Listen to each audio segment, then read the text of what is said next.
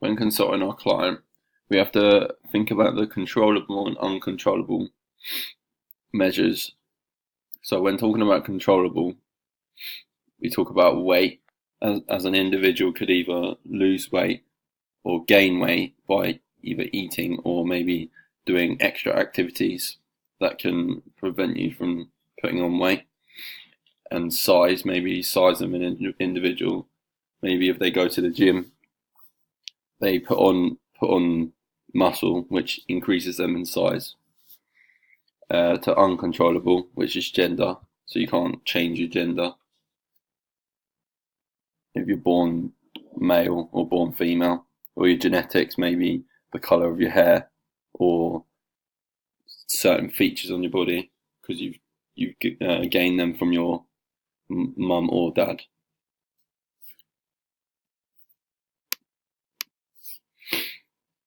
When taking my client's heart rate, we got her heart rate as 66, which for a woman, that is classed as, in the normative data, as under good, which is above average, but also could maybe drop that heart rate to be excellent, or even be an athletic person that has a low heart rate.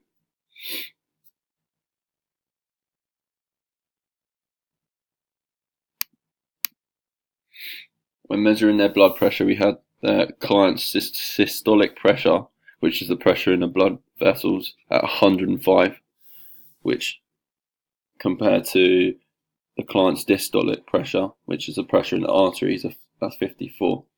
From the normative data, we can see if we read up from 54 and 105, the client has an ideal blood pressure,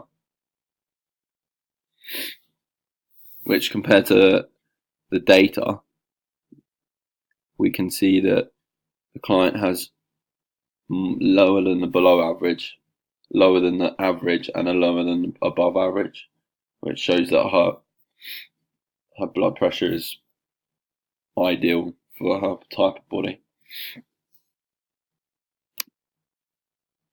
Moving on to body mass index. When calculating her BMI, we got the client as to be between ideal and obese, so basically, which is good for her height and her weight when calculating her BMI, especially as she is 18 years of age. She has a percentage which is ideal, again, for her body type.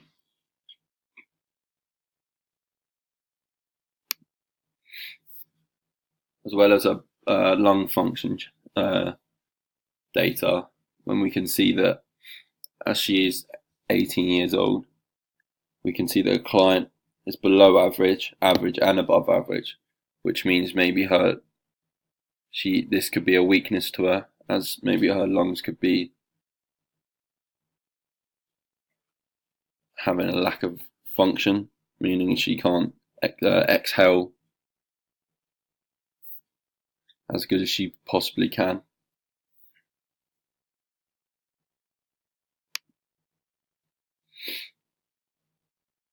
Moving on, and then finally, the last check we done was the waist to hip ratio. When calculating her waist and hip, we got the ratio of 0.86, which for a female, that is excellent. No, it's average for her body type, especially being at the height she is. But maybe there's some improvements to make her classify as under the good section, or maybe the excellent section for a woman. When looking at all the 5 tests again, the only weakness we see is her lung function. Maybe to improve that, she could train at altitude. However, that could be hard to get out to altitude because we live at sea level. But she could also purchase a altitude mask, which mimics the production of the oxygen production, meaning it's harder for her to breathe, but maybe makes her lungs stronger.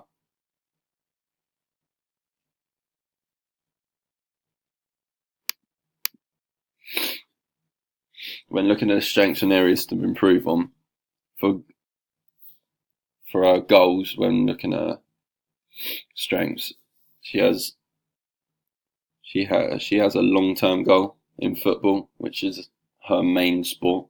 However, there's areas to develop or improve, as she wants to develop muscle tone, improve overall fitness, get more sleep each night, and set objectives for herself to improve that long-term goal in football.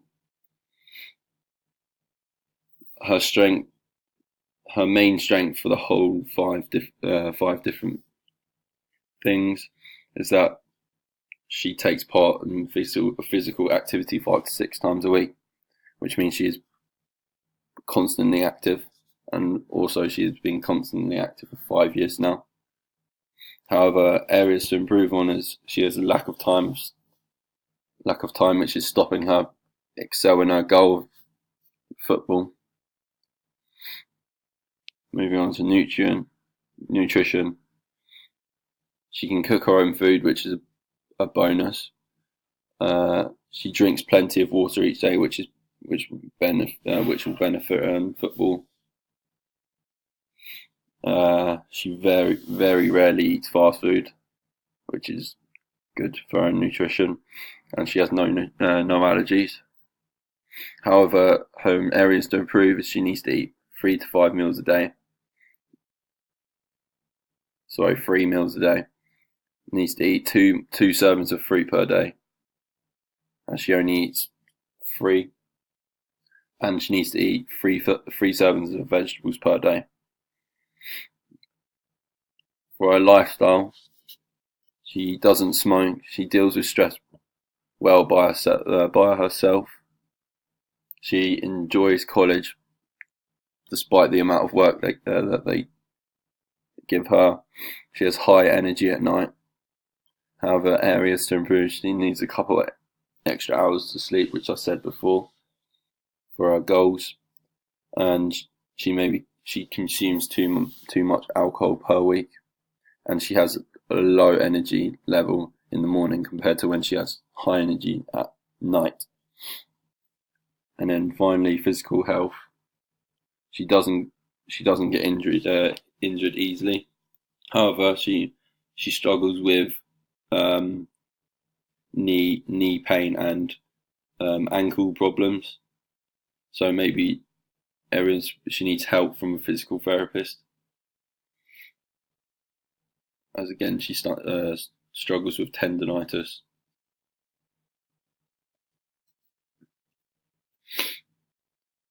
The first improvement we're going to look closer into is her sleep, as she only sleeps for 6 hours a night, and she rated her energy in the daytime is 6 to 10, but in the morning 4 to 10.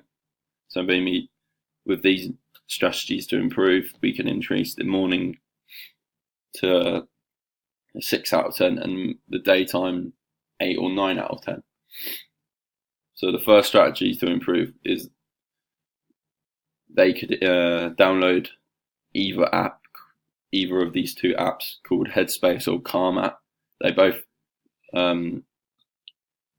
try to relax you and help maybe you sleep easier by the calming sounds and different areas that can maybe help you sleep. But they could also set reminders, maybe set reminders to when they should sleep, and maybe set reminders to when to get off their phone.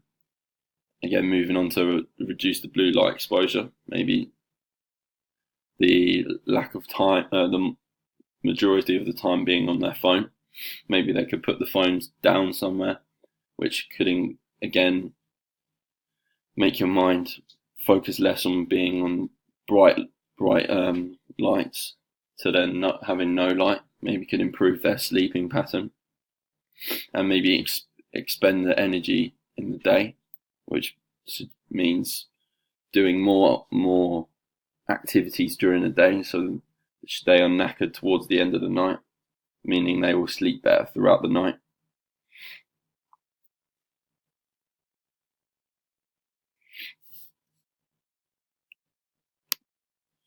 And the second one was nutrition.